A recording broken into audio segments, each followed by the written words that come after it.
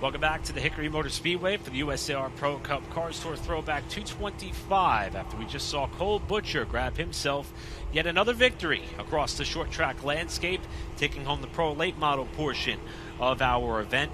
And the finishing order for that Pro Late Model race didn't stay the same down towards the final laps in terms of several of the front runners and championship contenders, Blake. We did see Cole come across the line in first, of course. 1.3 seconds back was that of Caden Quapple, and Austin McDonald rounded out our podium.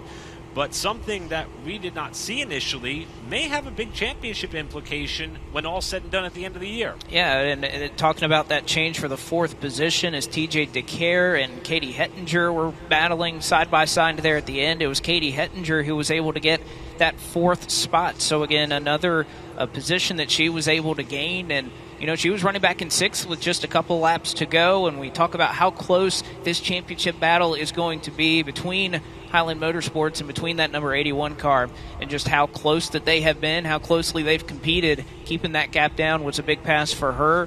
And, of course, TJ DeCare in fifth. Connor Zillish, who was so strong all night long, have to think that damage that he got from that restart off of turn 2 certainly hurt his car, but was still good enough for sixth. We talked again, Nick Loden, great to see him and that number 43 team back. They finish up in the seventh position. Luke Baldwin had a good charge there late in this race through the field. He finishes in eighth, ninth to George Phillips, and Logan Jones, again, your winner at Wake County, was able to gain several spots at the end, both at Wake County and tonight, to round out the top 10 in his Joey Jones throwback. I think the happiest driver here tonight in the Pro Late Model slate is going to be that of Jeff Batten. He finally got out from underneath the black cloud that has plagued him in every Pro Late Model race that he contested. Not only did he make it down to the end of the race, he finished every single lap, came home one spot shy of a top 10. Did that of Batten in the 11th position, even after the brief scare when the car wouldn't start back up after we were ready to get the field rolling. Brett Suggs, first race with the new team, on the lead lap in 12th. And Rusty Skews for Top Gun Motorsports, who we kind of teased earlier that there's a throwback in a late model stock race. It's his Top Gun Motorsports teammate Chase Burrow who'll be driving in number 41 that Skews used to run back in his Pro Cup days. Skews was the last car on the lead lap in 13th spot. Ashton Higgins, Chris Wright, both had to pit. Wright for a flat tire, Higgins for an adjustment on the right rear. They fell a lap down, finished 14th and 15th respectively. Tristan McKee, all he needed was a late race caution, hopefully to try to get back on the lead lap. Despite the trials and tribulations, that was a big night for that team. 16th was McKee. Horniman 17th, Justin Kreider, the 18th place car at the finish. Kyle Campbell, Tyler Church, Matt Caprera, Charlie Keevan all retired from the event. Campbell with a heartbreaker after coming back out here today, only turning one lap after the restart.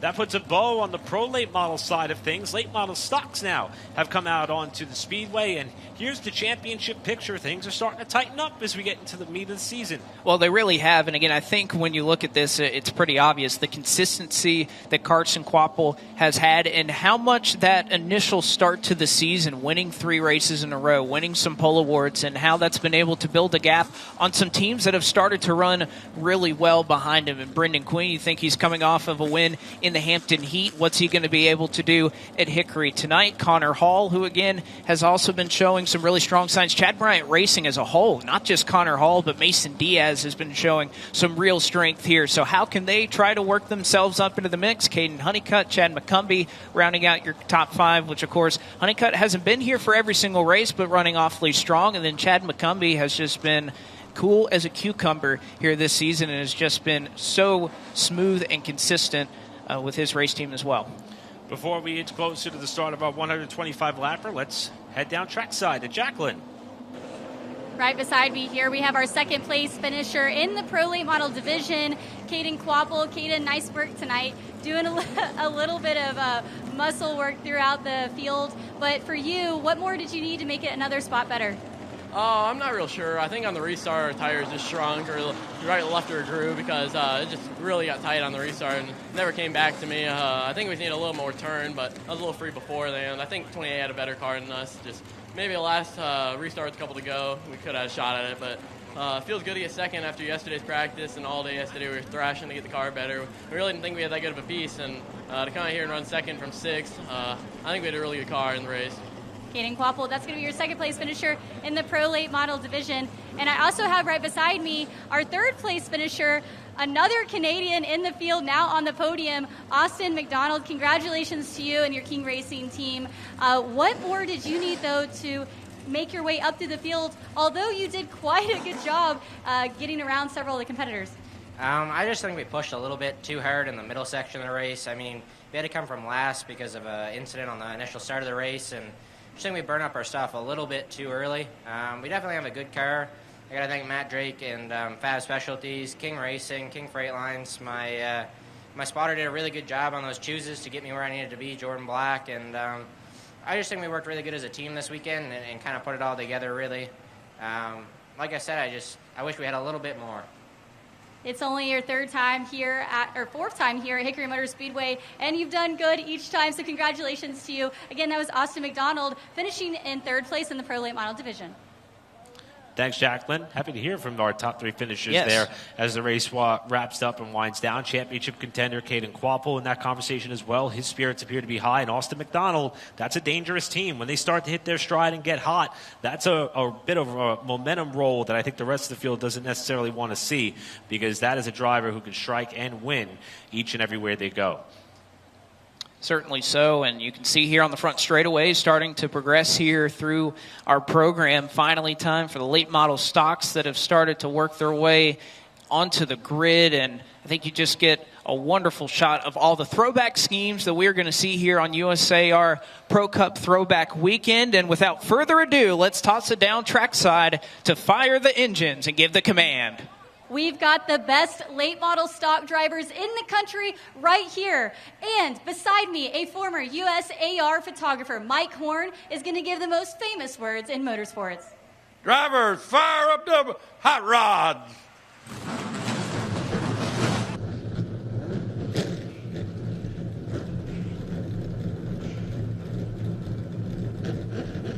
Well, you know what? After a wait that has been this long, so much anticipation of this Pro Cup Throwback Weekend, yes, Eric, I want them to fire up those hot rods. And they're fired up. We're fired up. The fans who are here are fired up. And hopefully those of you watching along on Flow Racing are as well. Now, the throwbacks are going to be a storyline, but the race itself has a storyline of its own. How about Cade Brown? Yes. The pole sitter. Now, that's not all that shocking. He came close to doing it earlier this year. He won the pole and is going to line up alongside of Mason Diaz, who's been wanting to qualify well all season long. He did it tonight on the front row in the 52 car tonight.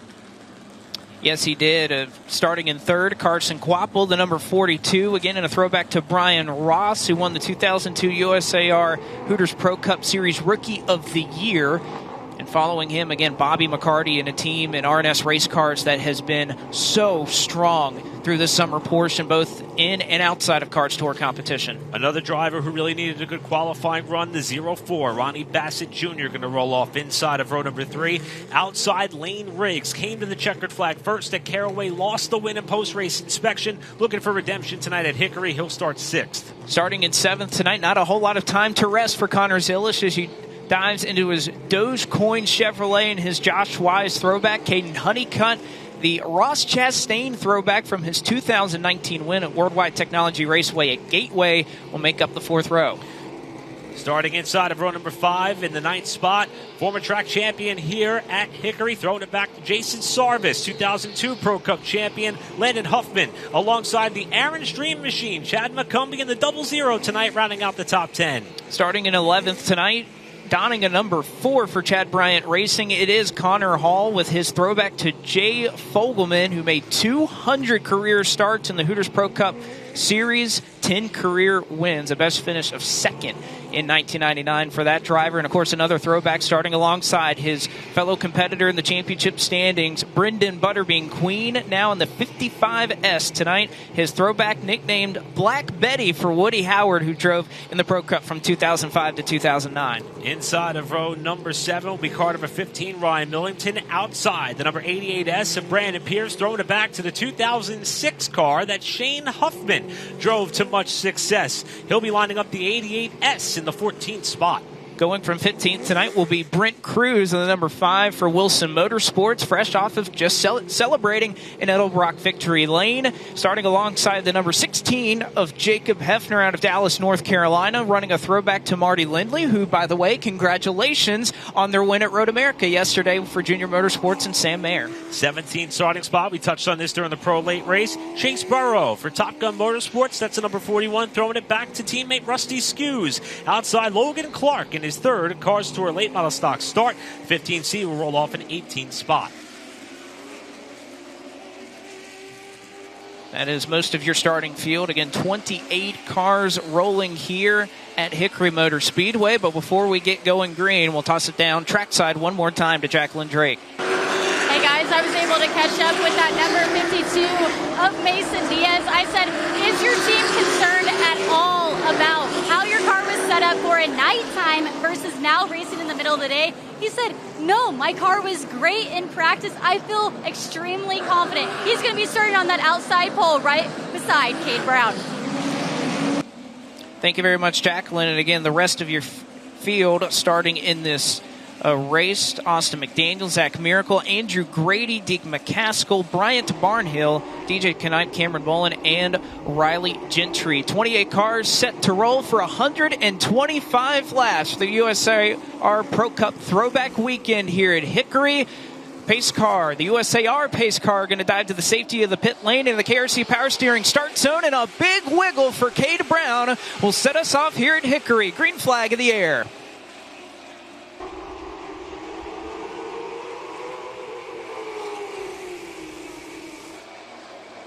Cade Brown able to gather it up after that shaky start. He'll lead lap number 1, but Mason Diaz didn't get quite the launch that he wanted. He'll be side by side for Carson Quapple, who now checks up there on the bottom side, gets a little bit loose, and will slot himself right into third in front of Bobby McCarty. Bassett Jr., big stack up there on the bottom, just in front of Connor Zilish. We mentioned several times how the Pro Late Model drivers were chomping at the bit to get underway. The same could apply to the Late Model stock cars because they are fighting for positions all throughout the running order. First side-by-side battle is for 5th, double wide, 4 rows deep, as you've got the 04 of Bassett inside of Lane Riggs in the 62, Connor Zilish in the 98, and Honeycutt in the 45. And again, nowhere to go right now. 2 by 2 if you're Caden Honeycutt, trying to make that outside work over Connor Zilish, who's trapped there on the bottom. Lane Riggs was able to get by on the high side just a lap ago, but now has his hands full with Caden Honeycutt. Great battle here that, again, is going on just outside the top 5. Speaking of good runs in terms of the National Series, Honeycutt with that number 45. Yes, it is a Ross Chastain throwback, but it's more so paying homage to team owner of the Truck Series, Al Neese, as Honeycutt will be running a few more races with that team this season. And oh, by the way, they went to victory lane at Richmond last night with Carson Hocevar. And it is Honeycutt still trying to wrestle that position away from Lane Riggs up top, with Josh Wise, number 98 throwback of Connor Zilish to the inside, trying to fill the hole. Well, again, it was an interesting conversation that Lane Riggs had about the decision to have a throwback there in that number 62 as he tries to clear and looks like he's going to be able to do so over Caden Honeycutt. Was talking to Kevin Harvick about it, and Kevin made the decision, we're going to throw back to Caraway in the number 62 car. So try to repeat everything that they did there to try and end up in Edelbrock Victory Lane this time. Right now, Riggs able to wrestle himself away from all this fighting for position that is going on. Look who's entered the frame inside of the Aaron Stream machine, the 00 of Chad McCumbee. That's the number 22 of Landon Huffman. Many drivers pointing to this Nelson Motorsports car, and Landon himself has said this is one of the best cars he's had here, especially in terms of Cars Tour Late Model Stock competition, and he is moving forward quickly now inside of McCumbee, who gets loose on the top side. Well, again, Landon was here a couple of months ago, but was driving for his family-owned team in Huffman Racing, and feels that with the power, with all the support of Nelson Motorsports, feels very confident that at a track he knows so well, being the defending track champion. Again, saw a lot of 22 shirts out in the grandstands here today. He's got a lot of people pulling for the Claremont kid as he's trying to get by Chad McCumbee. Just behind, you've got Connor Hall in the 4 car. That's going to take some getting used to. That's the Jay Fogelman throwback we alluded to earlier. And Ryan Millington, who had a great start to the season, now doing everything he can to try to have an opportunity to get the ship righted. It's been a couple of mediocre finishes for Millington in camp. It's a track where he could rebound quite well. Finished 11th here earlier in the season, and he's doing everything possible to get up into the top 10. Well, you can see the separation that's happened with this pack, if you want to call it that. I know Hickory Motor Speedway may not want to call it a pack. But you can see a couple car lanes back. You see Ryan Millington. There is a huge gap. Brendan Butterbean Queen in that 55S Woody Howard throwback was well off the pace, kind of stacked up all the cars that were running behind him and created this significant gap, as you could see still right now battling up here in the top 5. Gosh, just Hickory put on some good racing. Every time you come here, you can expect to see cars running side by side and drivers working for it. Whether it be on the low side or the high side, these drivers are going to have their hands full all day / night long. And being that the sun is now shining all across this less than 4/10 of a mile oval, I'm sure that it's a little bit slicker than what they were intending to have here just one day / night ago.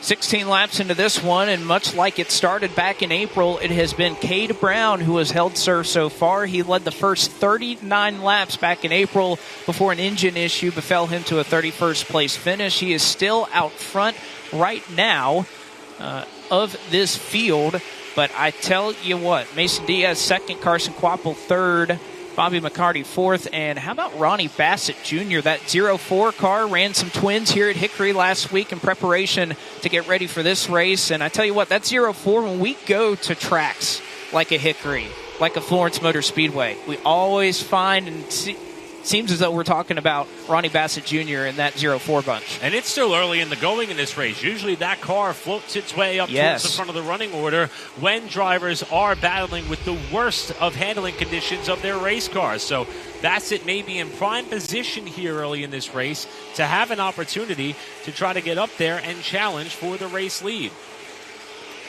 Well, and even running up in second right now, Mason Diaz, was talking with him Friday, actually at the Hooters event that was going on there with the Cars Tour, and he was talking about how he thought that Caraway was their opportunity to win, or a great opportunity to win, but they just didn't start where they needed to. Started back in the 20th position. Well, guess what? Qualifying, which we've talked about a couple of times this year, has not been their strongest, has definitely been their strong suit today. And you give Mason Diaz some track position, I think he is well in position to perhaps earn his first Cars Tour victory tonight. I want to let those of you watching along on Flow Racing, it appears as though there may be an issue with timing and scoring in terms of the second place car. It is not, in fact, Connor Hall that is running in the runner-up position. It is still Mason Diaz, the outside pole sitter. And we will work with our partners to try to see if that could be addressed on a timing and scoring front as we're pulling that data from the track. So we apologize there. We'll do our best to keep you abreast as there is the number 4 car of Connor Hall trying to work over the number 22 of Landon Huffman just up the road. More fighting for position. 45 of Honeycutt, 98 of Zilish. Huffman's going to go around. Caution is out as Connor Hall, you saw it there on your screen, was trying to get to the inside of Landon Huffman. And the Jay Fogelman throwback gets into the back of the Jason Sarvis throwback off of turn number 2. Again, the defending winner of this throwback race, and Connor Hall parks it just in front of his teammate in Mason Diaz.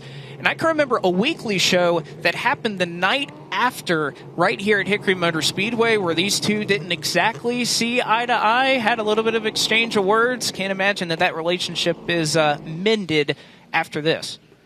See what happened here just on the bottom right-hand portion of your screen. There's Hall getting right into the left rear quarter panel of the number 22 of Huffman. And Millington may have got a piece of that as well.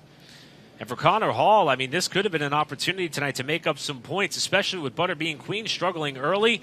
They both go through the bumps at the same time, but the 4 was already in the left rear quarter panel of Huffman. You can definitely see Millington got a little bit of damage on the left front as well. So a 3-car incident here off of turn 2, not even 25 laps into the going here. And we talk about it with these drivers and how much they mention being consistent, avoiding incidents. How many times preseason did Carson Quapple, who knows what it takes to win one of these championships, talk about not making mistakes, not putting yourself in a bad position, and just being able to be consistent and not have those DNFs or those poor finishes.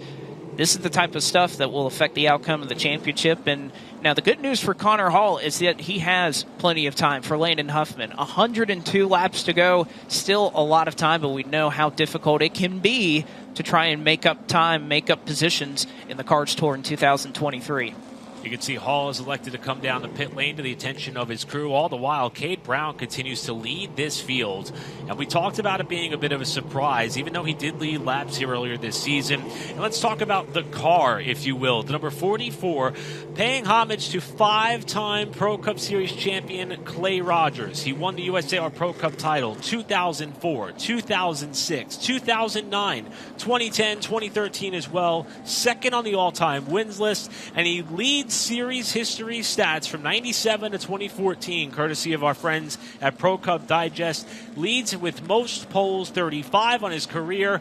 Cade Brown may be early in his late model stock career, but I have to say so far he is matching the success that we have seen the driver who represents those colors and that number quite well already. And again, we have a whole host of throwbacks up at the front of the field. Cade Brown, Mason Diaz, who of course has been so strong running in the second position, running his throwback to Kirk Leone, who ran in this series from 2005 to 2008. And Carson Quapple just behind them, and that Brian Ross throwback with the Bass Pro Shops colors on the hood. You could see kind of in our pan there, the front straightaway, both cars involved in that incident on the front straightaway coming to the attention of their crews. You can see Landon Huffman, the right side, is jacked up on that race car. It is all hands on deck for the Black's Tire Chevrolet and Nelson Motorsports, and the same could be said further up the road with Jay Fogelman throwback and Connor Hall. Talked about Jason Sarvis, the 2002 Pro Cup champion, who this number 22 is representing here tonight. One of the most surprising things about Sarvis in that championship winning season, he won 8 poles out of the 19 races that season, almost half the year. That team and that driver was able to lay claim to the pole award and route to his 4 victories and eventual season-long championship. And they did a tremendous job to try to replicate those colors in that car for Huffman with a race that he was carrying a lot of confidence coming into, but so far off to a pretty rough start. Well, and not just Landon Huffman, it's been kind of a tag team effort here in terms of Black's Tires and their support of this throwback event. You can see them also on board the number 92 of Bryant Barnhill, currently out here on the racetrack as well, running a little bit further back. Actually just got scored in front of Brendan Butterbean Queen, a little further back up the road. So Barnhill also well represented. Black's Tires, again, very good to see that support of this throwback effort.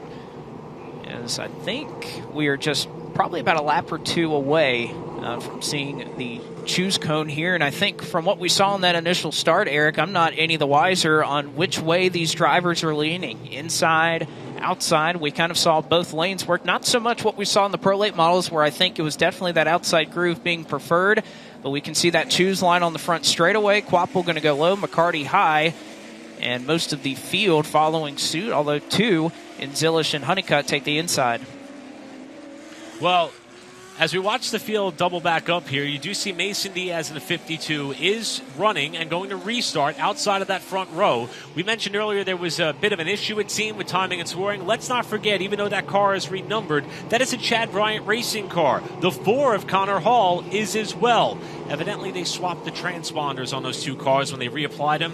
That's why we were seeing the 4S of Hall running in second when it was Mason Diaz the whole time. It is being updated, and you will see it reflect once we get a couple of laps underway off the ensuing restart, which will be 1 lap from now.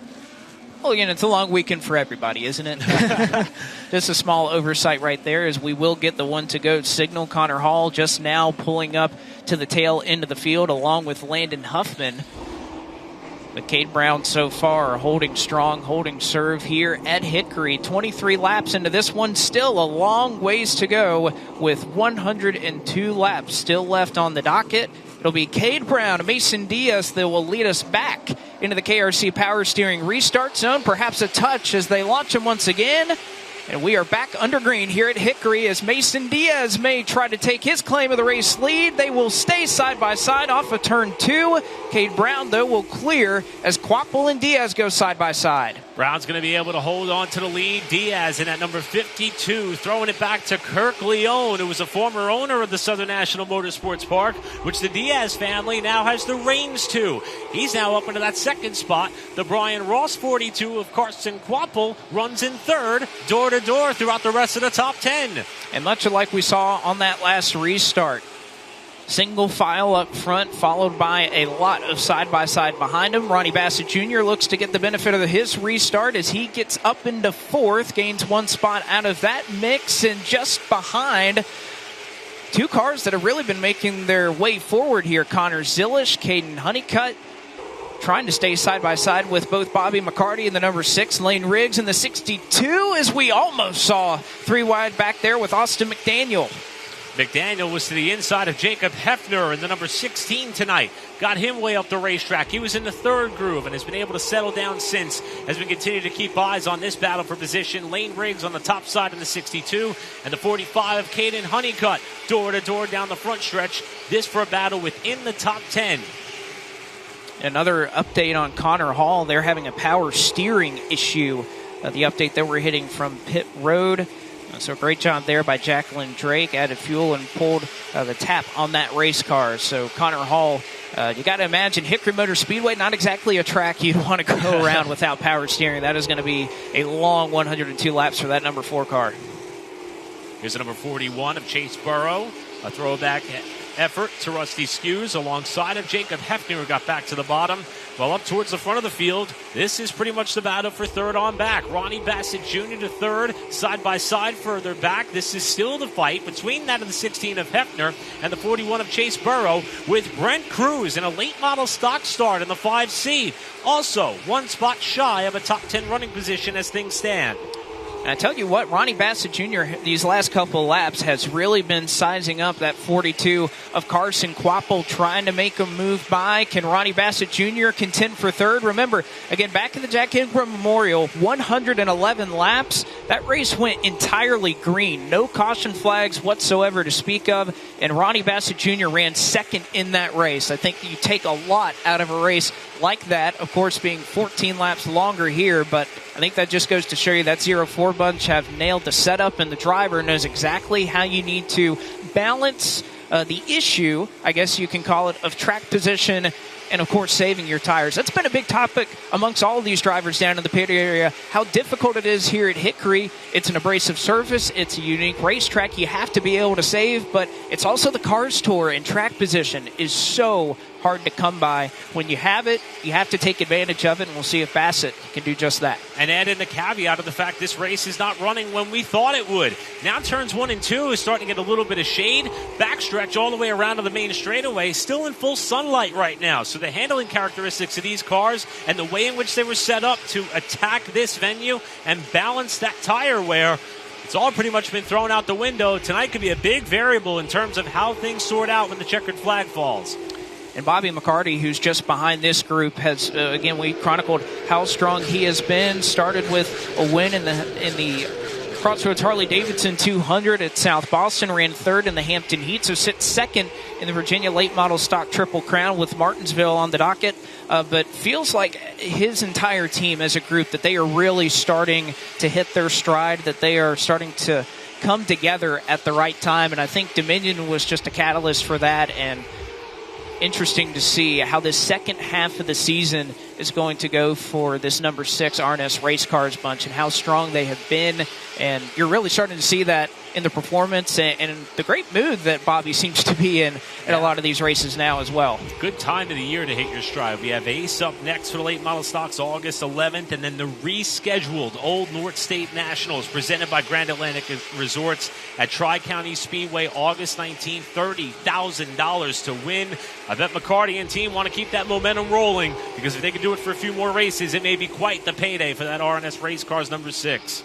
An update on the number 22 of Landon Huffman. They're unsure, but they think something may be broken on that race car. It says it sounds like the exhaust may be rattling on that number 22 car after the contact with Connor Hall. So we appreciate those updates from pit road from Jacqueline Drake, but we'll see if that 22 can hang on. And again, disappointing after having so much hope, having such a fast race car here, but we'll see if he's able to make his way forward. You can see on your screen right there, Carson Quapple leading a line of cars as he runs in the third position, just behind Mason Diaz, who is a couple of car lengths behind your race leader in Cade Brown. While we still have a long way to go, and we continue to watch some of the battles that are unfolding throughout the field, Cade Brown still has this field in hand. He is trying to become the 5th driver in a row to win the Hedgecock Racing Pole Award and go on to win the race here at Hickory. Across all the years, this is the 19th late model stock event under the Car Store banner at this racetrack. Only once has a driver come from outside of the top 10 to win. Deke McCaskill did it back in 2016. Starting up front here matters. It is evident early in the going as we eclipse 45 laps, and Cade Brown has led them all.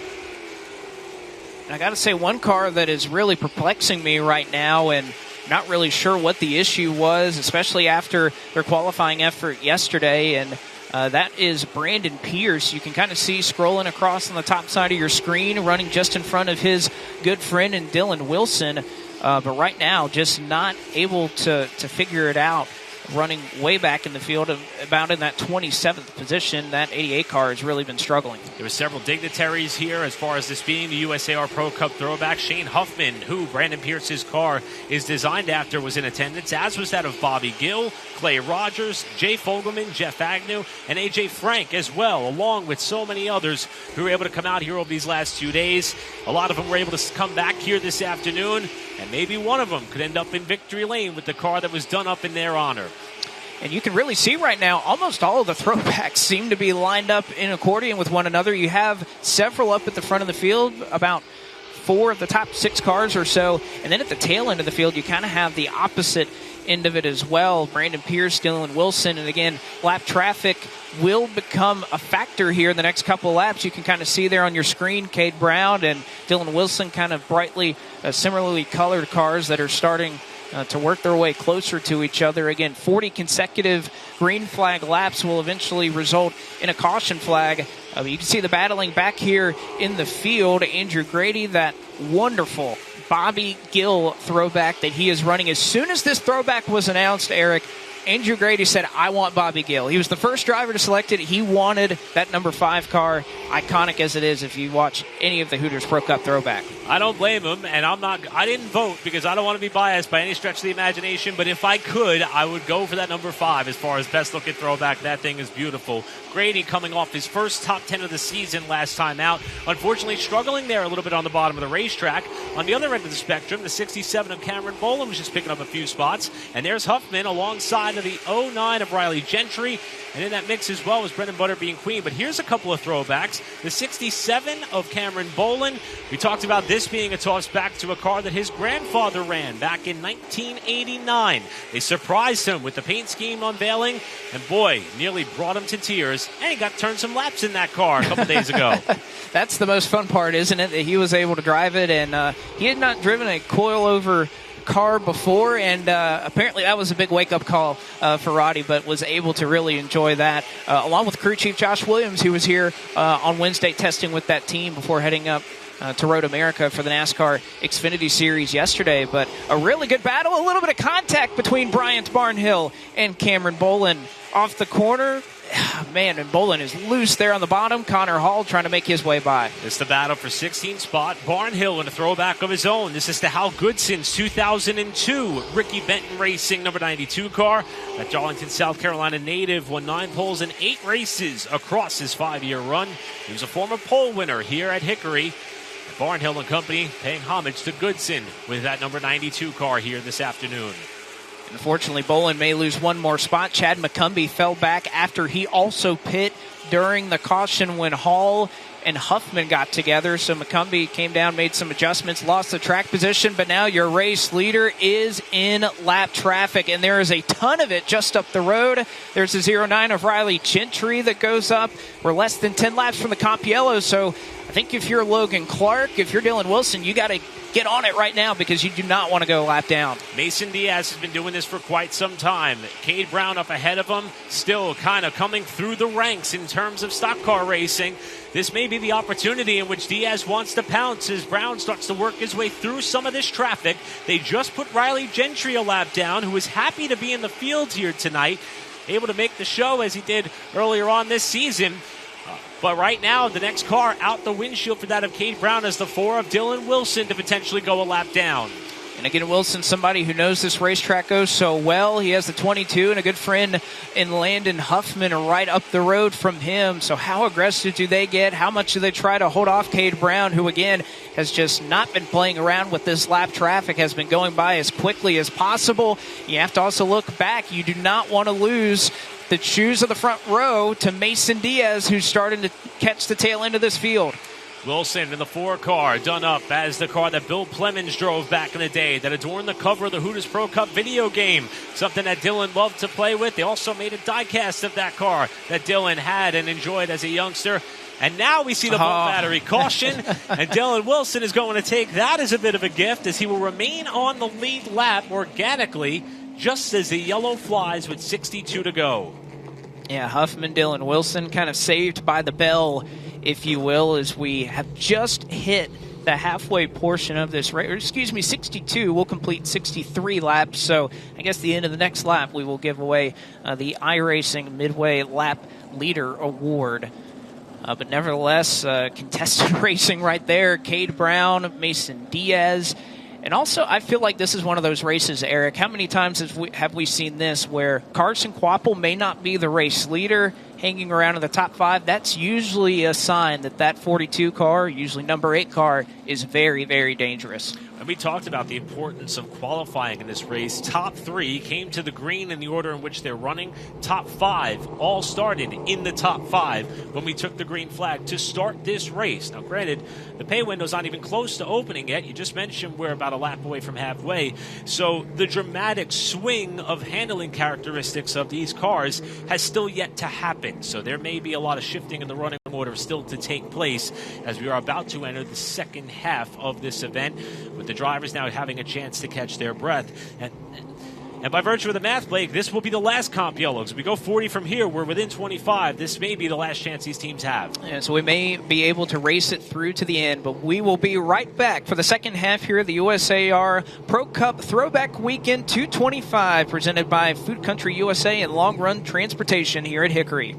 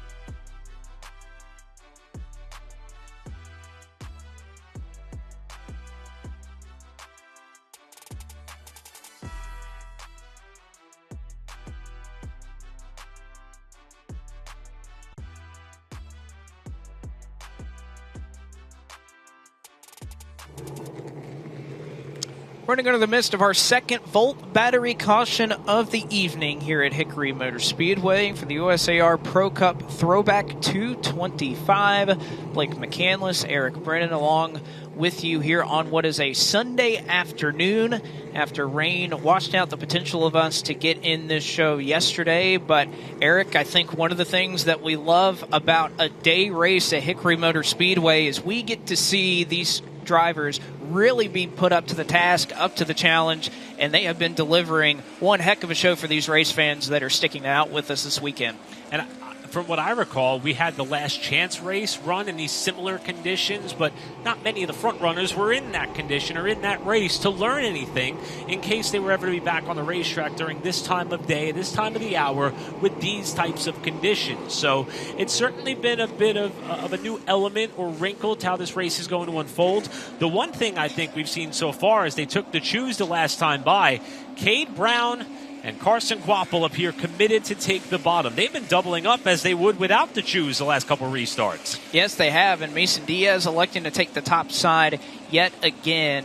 That 52 car, so strong, drove through the field at Dominion after being put at the tail end, still finished in 7th, finished 2nd at Caraway. I just think something about tonight may be working for that Chad Bryant Racing team and Mason Diaz. Pace car will pull down as we work into the KRC Power Steering restart zone once again, and a great launch there on the top side. We'll see if everything is good on that restart, but it may be just what the doctor ordered. Side by side off of 2 that may have touched, but Mason Diaz challenging for the race lead here at Hickory. Diaz trying to put up a fight as they come off the corner. The whole field is side by side. Diaz going to lead that lap by half a car length as he tries to pin Brown down in 1 and 2 to take the lead off the corner. Brown is hanging in there on the bottom. Mason Diaz leads his first laps in Cars Tour competition since Dominion of last year. He is sideways off the corner, but is still able to hold on to the top spot down into turn 2. New race leader here at Hickory. It is Mason Diaz, clear of Cade Brown. Top 5 single file contact behind them in the battle for 7th. A couple of cars got together. I believe that was Lane Riggs and Jacob Hefner who made some contact. Hefner may have the Hoosier lettering rubbed off the left rear, but they both continue on. Well, see, I was looking at the contact between Connor Zilish and Caden Honeycutt. So a lot of contact, perhaps more, as you can see the hood flapping up on the 62 car. Battle for the race lead is not done yet either. Mason Diaz still having to fend off a challenge from Cade Brown, and I tell you what, Carson Quapple lurking in the wings. Here comes that 42 car. You've told many stories about some of the throwback themes throughout this field.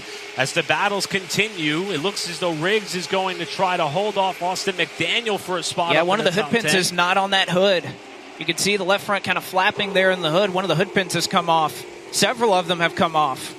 The hope is that that car will be able to make it on through the rest of this race and not be put in a position to either be black flagged or to have to pit should it not be something in which Riggs could bear for the remainder of this contest. That problem's not getting better, though. Or at least it doesn't look like it. Further back up the road, how about give a call to the 97 of DJ Knipe, running a throwback here. If you know the Knipe name, you know it here at Hickory. Knipe, a track champion here at Hickory. Knipe Jr., a track champion here at Hickory. And how about DJ Knipe carrying the banner here and running well? Made up a lot of spots through this field so far. They're rubbing along the side of Ryan Millington as we got a car off the pace on the back straightaway, and that is the number 92 of Bryant Barnhill, who is doing everything he can to get off the racing groove. It is Hal Goodson throwback. Not sure if that car is under power. We'll see if it'll make it back to the pit area. Yeah, I'm not sure that is pulling it close. Cade Brown and Mason Diaz side by side. You're going to see them kind of fly by that car that I just don't know if it has enough juice to get down into the pit area. And just before he gets into the pits, they are indeed going to throw the 3rd Volt battery caution of the night. So not a night that Black Tires is going to be all too thrilled with their cars. Here is a obvious mechanical issue there for the number 92. It has been tough luck for both of those Black's Tire throwbacks. And even though we saw that car get to the pit lane, we have seen many a times before drivers utilize the apron of turns 3 and 4 in order to get their car off of the 4th corner and down the straightaway as fast as they can. I think that was the right call by officials to throw the yellow, even though Barnhill did make it back to the attention of his crew. Well, again, it's one thing to be on the apron at Dominion. It's one thing to be on the apron maybe of 1 and 2 at Ace Speedway. I agree. Yeah. At Hickory, you are running right on that yellow line if you're on the bottom, and that could have been a dangerous situation there for Bryant Barnhill. So the caution flag comes out, I think, at the right time. Even though he was just about to get into the pit area, I think that's a situation that you have to do it there. So work now being done for Barnhill and his family-owned and operated team. Trying to see if they could figure out a lot of head shaking going on there, so it may not be something in which he can come back from. The driver out of Conway, South Carolina, who has been a frequent competitor and race winner at the Florence Motor Speedway, elected to try to take the family on the road for the Solid Rock Carriers Cars Tour, has been battling through some ups and downs on the season, and they are going to be able to get that car back out, as a matter of fact, as the field has come to the choose. And now that the roles have reversed, Blake Diaz, as the race leader, has elected the bottom, even though he took the lead on the top side last restart. An interesting call there for Mason Diaz, but is going to put Cade Brown in an interesting position because, again, I think Carson Kvapil has just been waiting in the wings and may really start to push the issue here. If he gets side by side, I think maybe that's what Diaz was going for. You have Cade Brown in second. If you can get Carson Kvapil in that 44 car side by side, I think that's exactly what you want to be able to try and make some ground up in that Solid Rock Carriers throwback machine honoring Kirk Leone. So Mason Diaz, for the first time this season, will lead us into the KRC Power Steering restart zone off of turn 4. 53 laps to go here at Hickory, and it is on up front for the race lead. Mason Diaz going to be able to just clear off a 2, but just like the doctor ordered, side by side for a moment for second. Looked as though Kvapil was trying to fill the void down to the inside in that 42 car. Could not quite get alongside Cade Brown in that battle for the second spot. And they'll remain single file across the front 4. And now it's Ronnie Bassett Jr. on the bottom in the 04. The 98 of Connor Zilish up top, side by side for the 5th position. Zilish doing everything he can to try to hold Ronnie Bassett Jr. at bay and has really been able to kind of work both lanes. You have to wonder, how much does that pro late model experience from a little bit earlier today, no entirely different race cars that he's driving, but you have to imagine that extra track time that nobody else in this field would have been able to get. He was able to drive last evening. He was able to drive today before this race started as a stack up just around Jacob Hefner, and perhaps the same issue with Austin McDaniel with a hood pin that may have come loose on that number 12 car. Are we seeing double? Because it looks like both of the hoods on the 62 and 12 cars are starting to flap in the breeze after it's been a physical fight in the bottom half of the top 10. Jacob Hefner's nose is crinkled in a little bit, center punched if you will, but it doesn't appear he's having the same problem as the cars around him. Connor Zilish, Ronnie Bassett Jr. side by side in the left-hand part of your screen. Right-hand part, Jacob Hefner trying to get by Lane Riggs, not slowing down that 62 car all too much. But you can imagine the rest of the field, and Chase Burrow, your pole sitter from the last time we were racing out at Caraway, stuck in a side-by-side battle behind them with Austin McDaniel. And again, we've seen Honeycutt and Connor Zilish. They have been racing each other hard early on in this race. The conversation about Caden Honeycutt's season has been quite impressive. Up there in the championship points despite missing a few races for other opportunities in the NASCAR Craftsman Truck Series, to which there are more coming. But he has been doing everything possible to make the most of each chance he has to get behind the wheel of one of these Mike Darn late model stocks. And he is door to door with Connor Zilish right now in this fight for position just outside the top 5. And again, I think two drivers right here that are running about as close as you can to one another. Zilish trying to pinch Honeycutt perfectly, and now he's going to try the crossover off of turn 4 as he caught just a piece of that apron. Honeycutt was able to fend off that move, but again, two drivers that expertly know just precisely where to put their race car. If you're running in the top lane, how you want to make life hard for that car on the bottom. Both drivers, it's really something to watch with those two talents. One name we have not talked about pretty much all night long is the 55 of Brendan Butterbean Queen. He is running 17th right now, smack dab in the middle of your picture in that Woody Howard throwback number 55. Behind him, a double wide battle, 2 rows deep, but I think everybody is surprised right now at how much Butterbean is struggling. Remember, he was 19 points behind Carson Kvapil coming into tonight in the championship. He's got a lot of work to do, and it's getting physical all around him. Well, and again, we have been talking about it, all these drivers running up front, the great racing up there. It is surprising to not have the name Butterbean up there in that conversation. He hasn't finished outside the top 10 all year, and is part of the reason that he's running up in second position in the point standings. But I don't know, just something that has not gone well for Doug Powers and that number 55 team this weekend. Unfortunately, has him running further back than what we've been accustomed to seeing. But again, we talked about the opportunity in the Pro Late race with Hettinger, with Quapple battling. How about Carson Quapple, who is sitting pretty and has a big opportunity with some of his championship competitors experiencing some trouble to expand that lead that he has in the points. Great opportunity for Quapple, who still runs in third. Butterbean's throwback scheme to that of Woody Howard, Chesapeake, Virginia native, who won the 2005 Pro Cup Rookie of the Year in 3 races in that season. 5-time Cars Tour winner and pole sitter. And Butterbean is trying to blaze a trail of his own from the same hometown in Virginia. And a great look at that number 56 car. Again, a throwback to A.J. Frank from 2007. If you were watching our coverage, you saw the surprise that it was for Jack McNally, who used to own that race car, and A.J. Frank, who used to drive it. But the details in that paint scheme, the number font, the number itself, even the fire suit is to the T perfect there for Minnie Tyrell. So I love the commitment team-wide, graphics-wise, fire suit-wise, everything for that car. And how about Deke McCaskill? Glad to see him back in the Cars Tour right now as he runs side-by-side with Minnie Tyrell.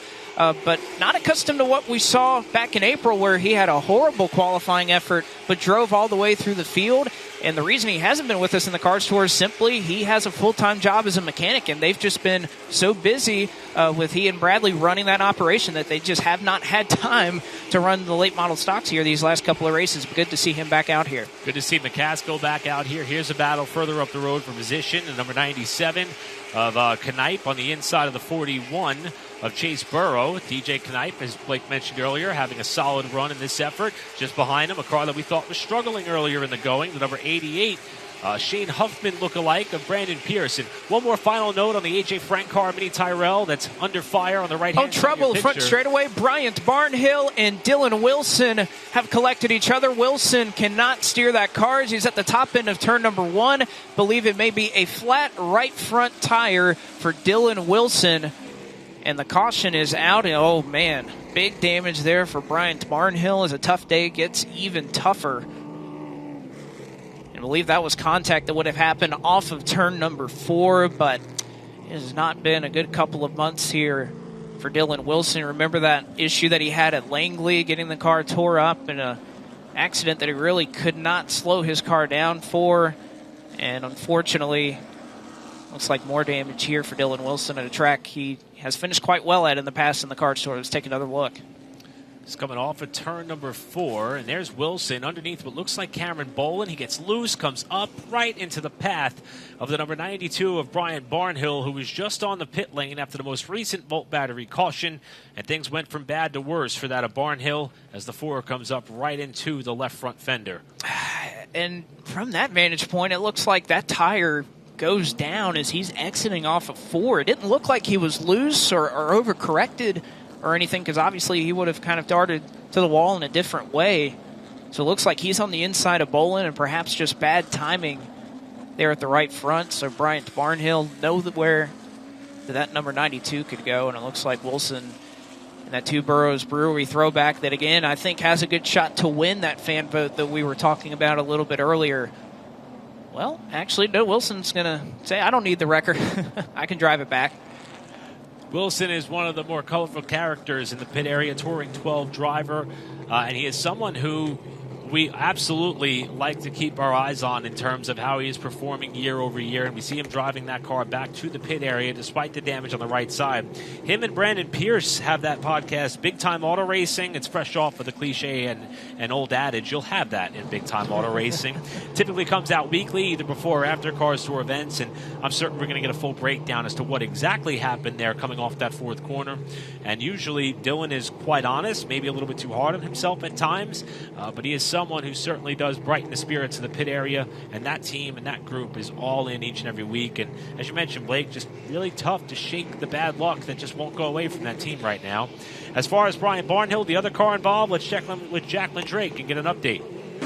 Yeah, guys, I'm down here actually at the pits of Brian Barnhill. I just have to commend his team. They actually used the jack handle to bend the fender back out and send him back out onto the track. I'm making my way down here to Dylan Wilson's team, who has several hands on deck right now. evaluating that right front tire before sending that 4 out additionally to the field. But both teams extremely disappointed in just that contact.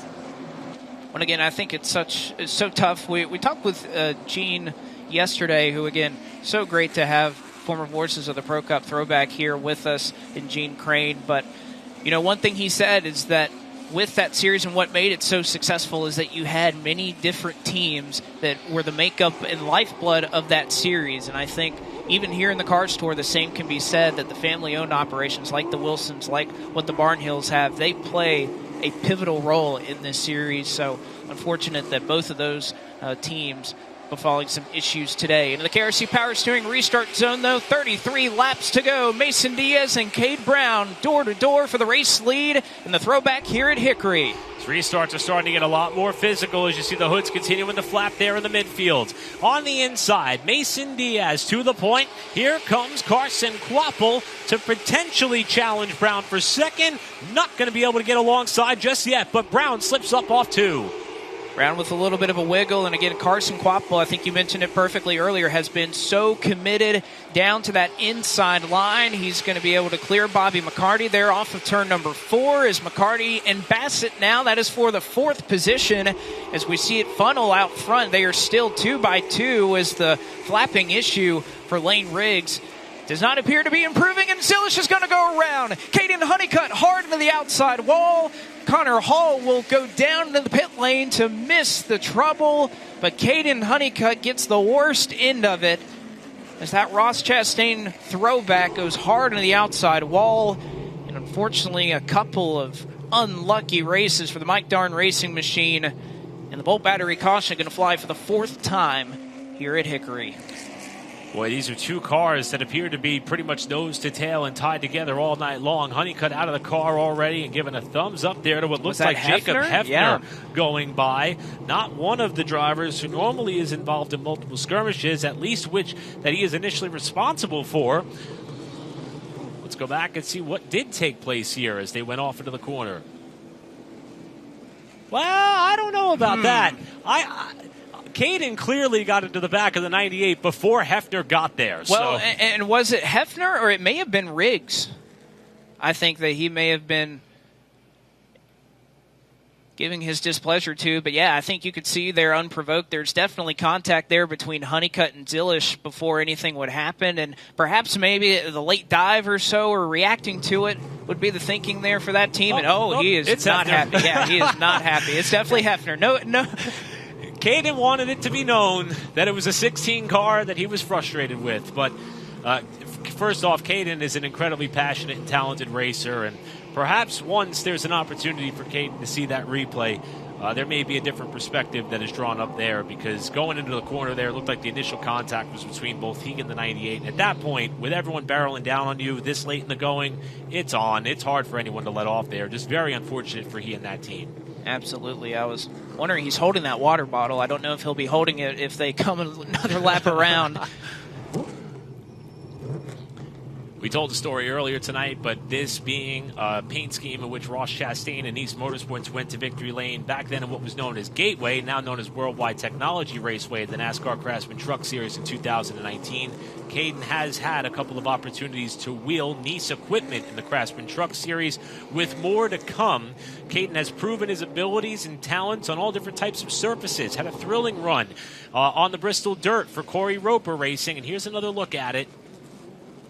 Yeah, I mean, it's pretty clear right there. The contact between the 45 and the 98 precedes what may have happened either between the 16 or the 62.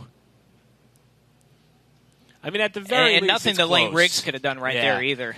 And Lane did get some pretty substantial damage there on the right front, but in terms of initial contact, and there's the indication there of... Oh, all right. Well, yep. Definitely Jacob Hefner. But, you know, this is a throwback. I mean, that's a very Kurt Busch move right there from Caden Honeycutt. Well, let's hear from him. Jacqueline Drake is standing by with a very displeased Caden Honeycutt. Yeah, right here I have Caden Honeycutt, who's talking to his crew member exactly what happened. But Caden, for our viewers here at Float Racing, what exactly happened from your vantage point? Honestly, I don't know. I think the 16 ran me over. Pretty much it. I got a line by 98. I was clear.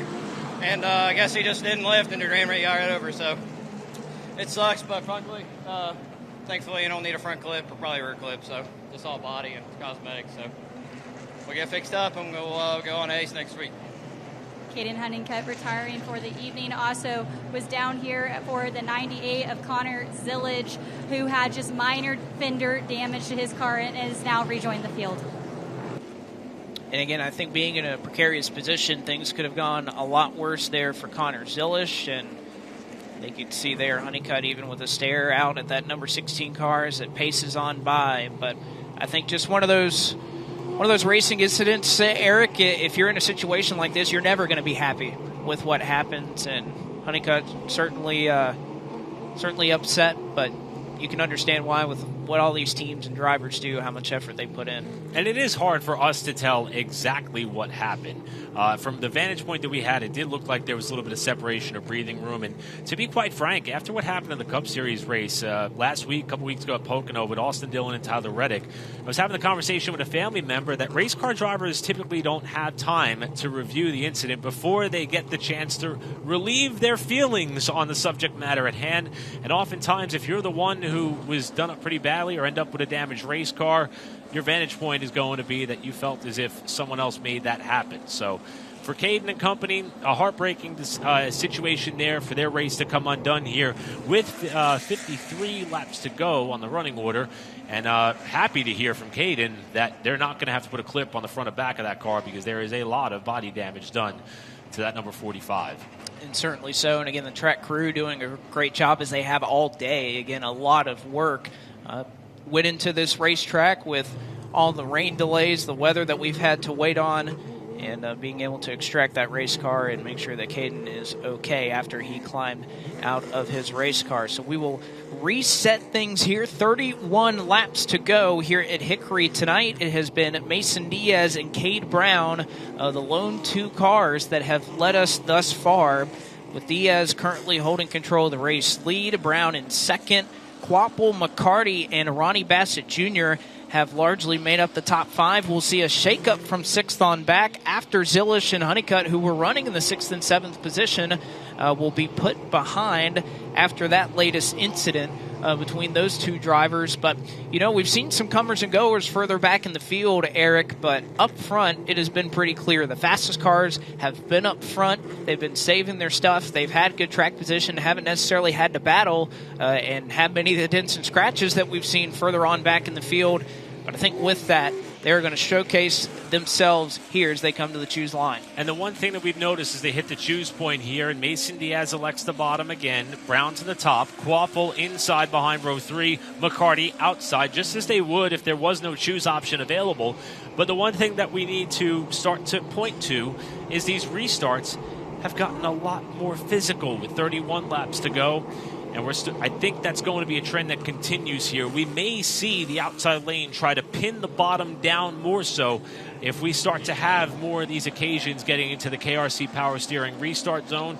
This may not be the last restart that we have upcoming one lap from now.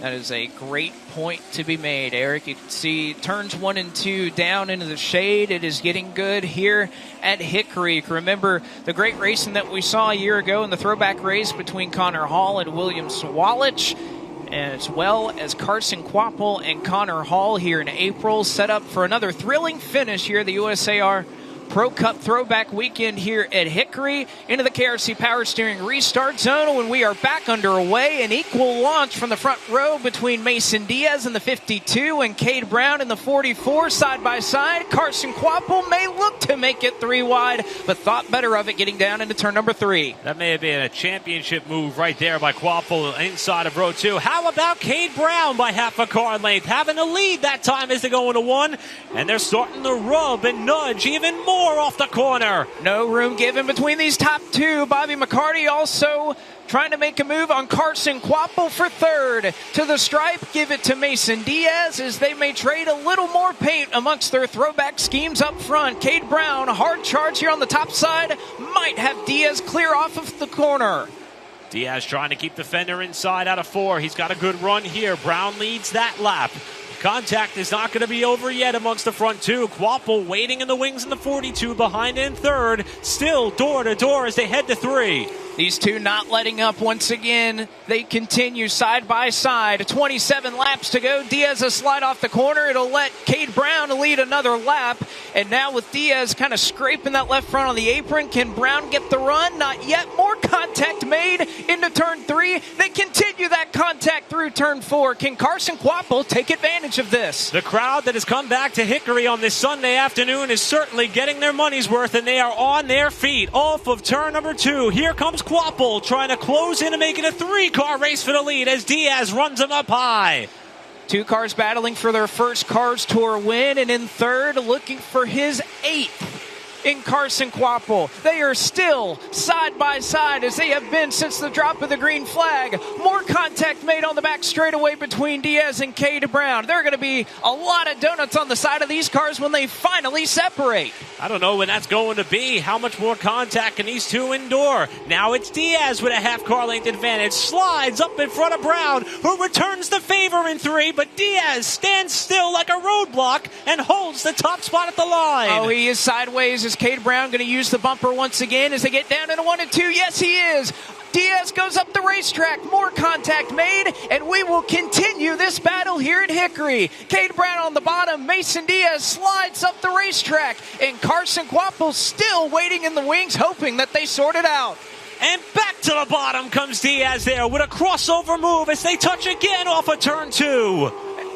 Cade Brown once again up the racetrack, more contact made. They both slide off the corner. How can you not love the Cars Tour? Diaz back to the top spot. Brown will try to get the run off the corner once again. Is Brown going to try to move them when they get down to 3? 20 to go when they come to the line. Diaz out front. Brown can't quite get there for now. At the line, single file for the first time in some time. And now Diaz is trying to check out. Trouble front straightaway. He saves it off the 4th corner. And that was Andrew Grady who almost went around. We stay green. Trouble there for that Bobby Gill throwback, and it has been a throwback type of race. Where in the world did Brendan Queen come from? Are you kidding me? He's in 4th right now, clearing Bobby McCarty. How in the world is that 55S car? And he's one of the fastest on the racetrack. Butterbean now next in line is going to be the car he's chasing in the championship standings in Carson Quapple.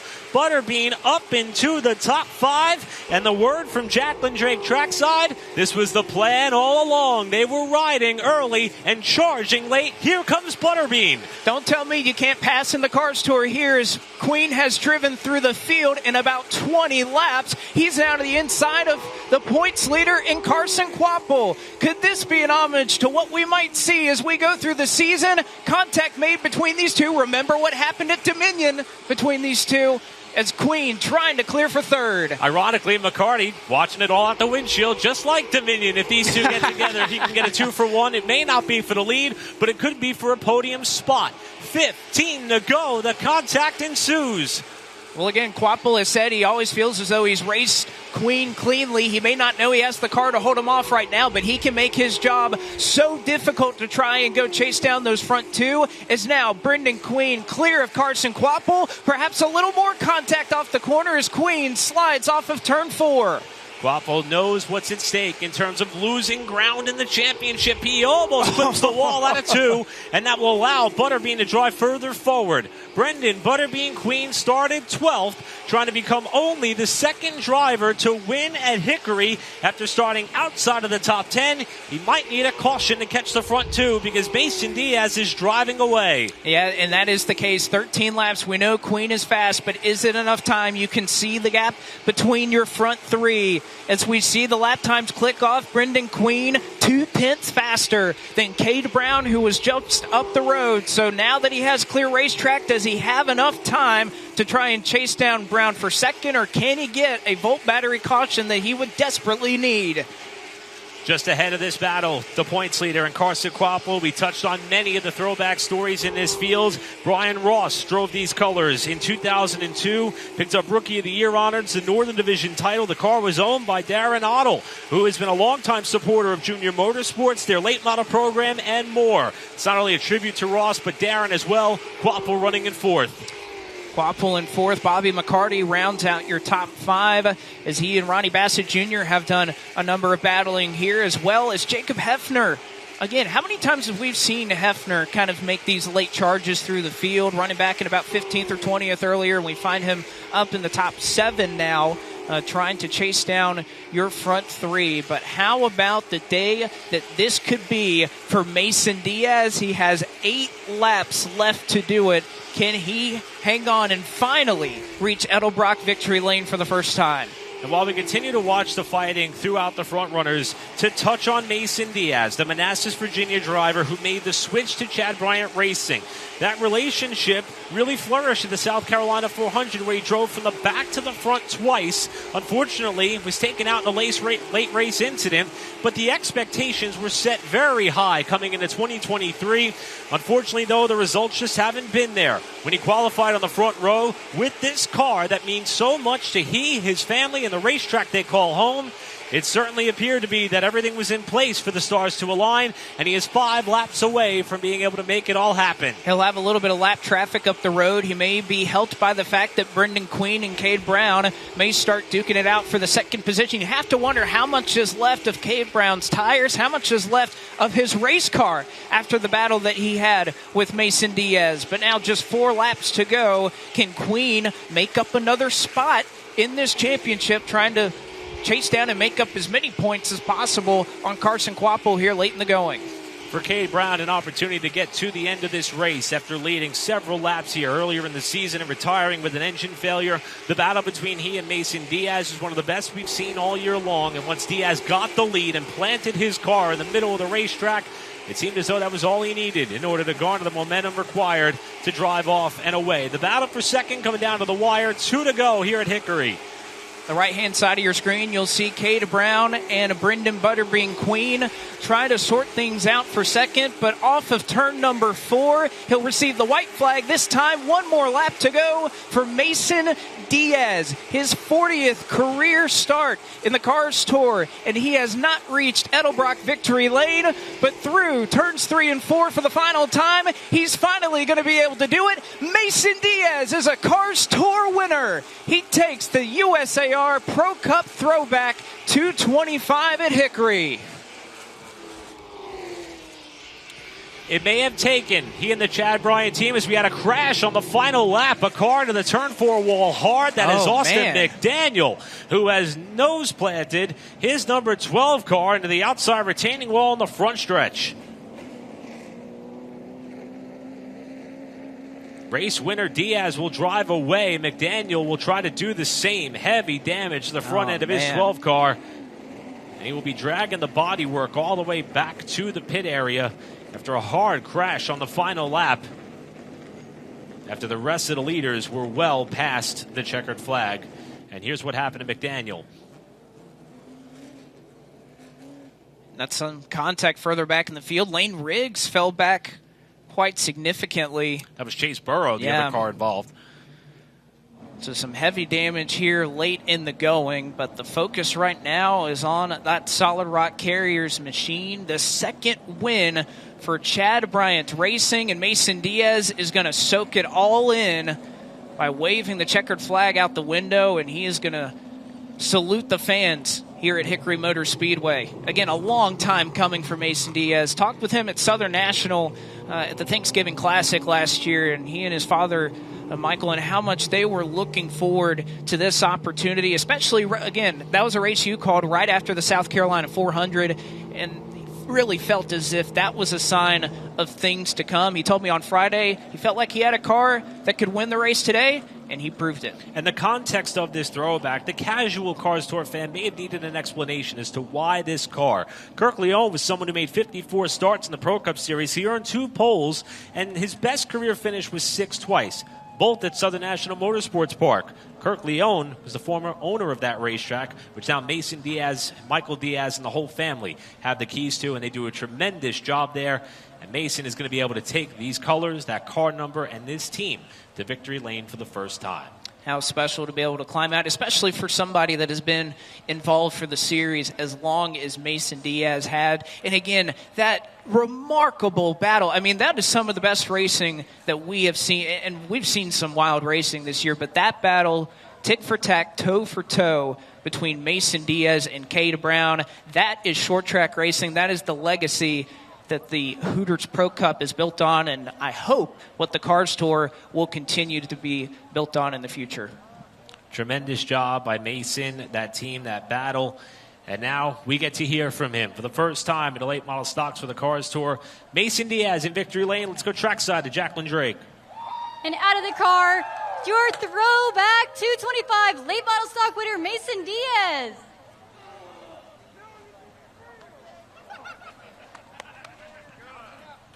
Going to receive congratulations from all of his crew members as he's going to take off his boots there. Mason, finally 40 starts here in the Cars Tour and finally getting that win. But before we talk about the win, walk me through the battle with you and Caden Brown. Yeah, he had a strong car today. We learned last Saturday that he was tough, and I had him on those 2 restarts, and that last one he just got me a little bit. I need to work on those, but I haven't been up front recently, like a ton to figure that out. But these Chad Bryant crew members, we brought a hot rod again, and it's been a long road to get here, and I'm excited to get here. I know a lot of people were forgetting about me, but we're finally Cars Tour winner. Finally. And last weekend you were here at Hickory Motor Speedway for their local show. You swept the night. You got 2 wins. You came back here and won in the Cars Tour. But as far as the momentum and where that puts you and Chad Bryant Racing, how does your confidence now feel being able to etch off a win here in the series? It feels like how we started. We started off in a good patch, and then we kind of went down a slope, and now we're back at it. So it started really at Caraway and races before, just learning what this team needs and what I need to do to get this job done, and we can show we can get it done. And I just want to thank everyone on this team, all my sponsors, Solid Rock Carriers, Princely Marina, DC Trails, Mulch Mate, my family. I guess I can say my dad can come back to the racetrack now, so 3 in a row. Now you get to do something that a lot of drivers really look forward to right over here. You get to put on for the very first time a Cars Tour late model stock winner sticker.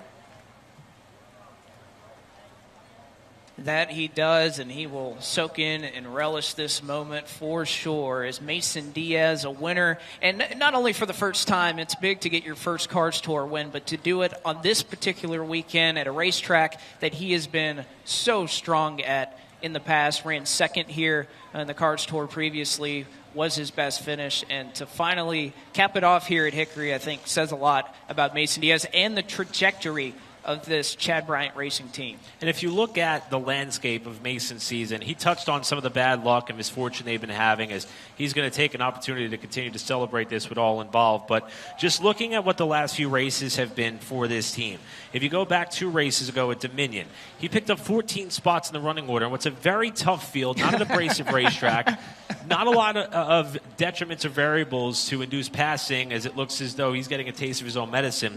But at Dominion, it was a charge up through the field to finish 7th, and he referenced Caraway. That could be the turning point for him and this team, as he drove from 20th to finish 2nd in that race. He kind of proved that all they needed to do was qualify better and put him further up in the running order. The pace was there, and they did that this week. And his teammate Connor Hall comes in to offer up congratulations. Both of them now winners for this organization. And I think Diaz and company, they could be dangerous in this second push or second half of the season. No, they really could be. Again, starting to hit their stride at the right time. The finishes are showing. The speed is showing.